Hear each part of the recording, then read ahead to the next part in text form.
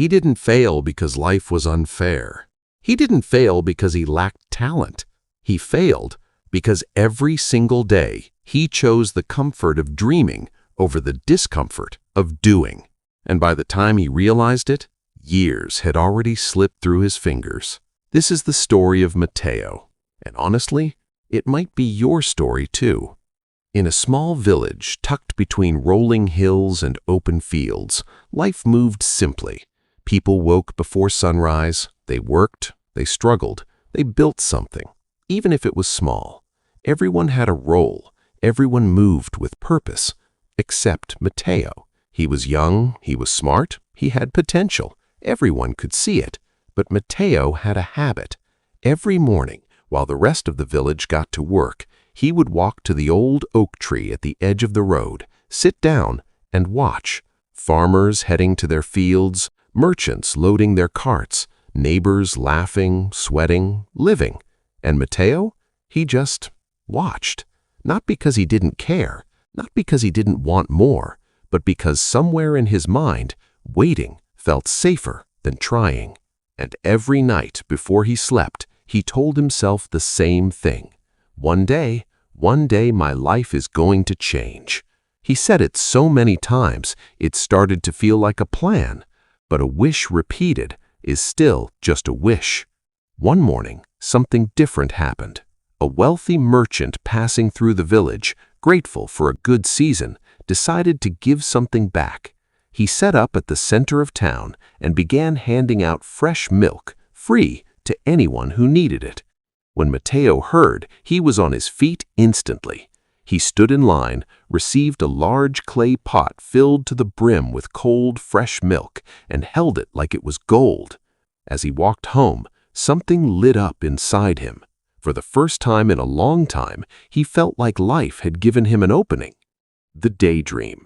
He set the pot beside his bed, lay down, and let his mind go. If I let this sit overnight, it'll thicken. I can turn it into cream. Sell the cream, buy a few eggs, the eggs hatch, I have chickens. The chickens multiply, I sell them, save the money, buy a cow. His breathing quickened.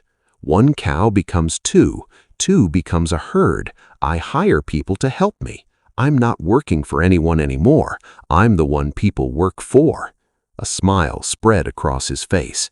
I'll build a real house, get married, have a family. People will look at me differently. They'll respect me. They'll say, that's Mateo. He built something. He laughed quietly to himself. For the first time in years, he felt genuinely happy. Not because of what he had, but because of what he imagined. And that's the most dangerous kind of happiness. He must have drifted off smiling. But in the middle of the night, a small movement, a careless shift in his sleep, his leg knocked the clay pot off the edge. The sound woke him instantly. He sat up and watched in silence as the milk spread slowly across the floor. White, cold, gone. He didn't scream, he didn't cry, he just sat there, staring. Because it wasn't just milk that spilled that night. It was the house, the herd, the respect, the future, all of it gone in 3 seconds. And the worst part, none of it had ever really existed. The next evening, his father sat across from him at dinner. Quiet for a while, then he spoke. If someone gave you another pot tomorrow, what would you do differently? Mateo looked up. I'd be more careful. His father shook his head slowly. I'm not asking about the pot, son. I'm asking about what goes on up here. He tapped his temple.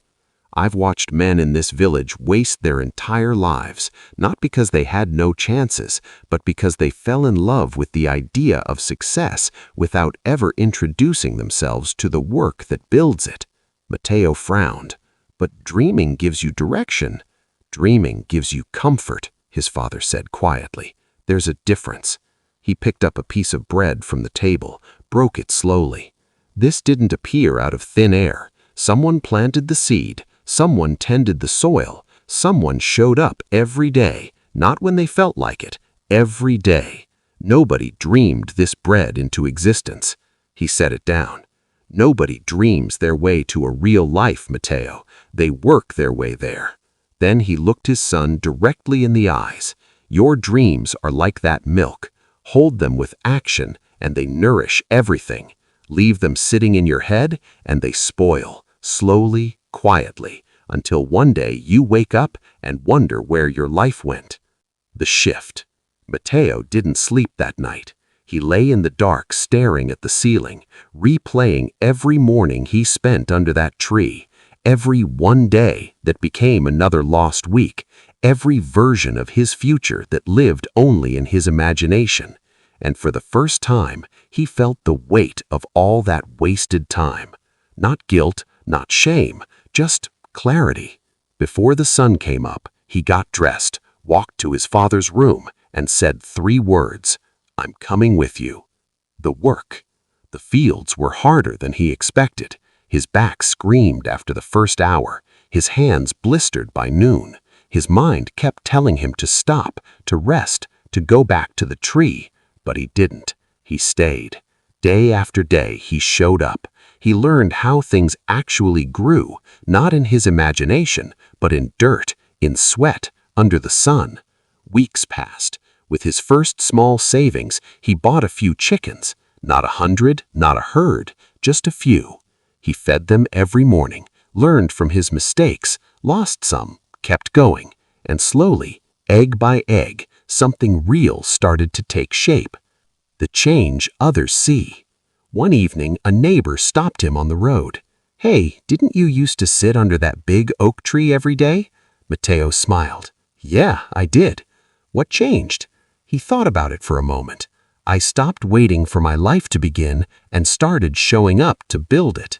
That same road, that same village, but Mateo walked it differently now, not dreaming about what could be, building what will be. And he understood something he wished he'd learned years earlier. Life doesn't fall apart because you have big dreams. Life falls apart when your dreams become a place you hide instead of a place you're working toward. The milk wasn't the loss. The years of watching from under that tree, that was the loss. Don't let yours spill in silence. If this hit close to home, you already know what to do. Like this video, share it with someone who needs to hear it, and subscribe, because every week we tell stories that remind you what you're actually capable of. The question isn't whether you have dreams. The question is, are you working on them right now?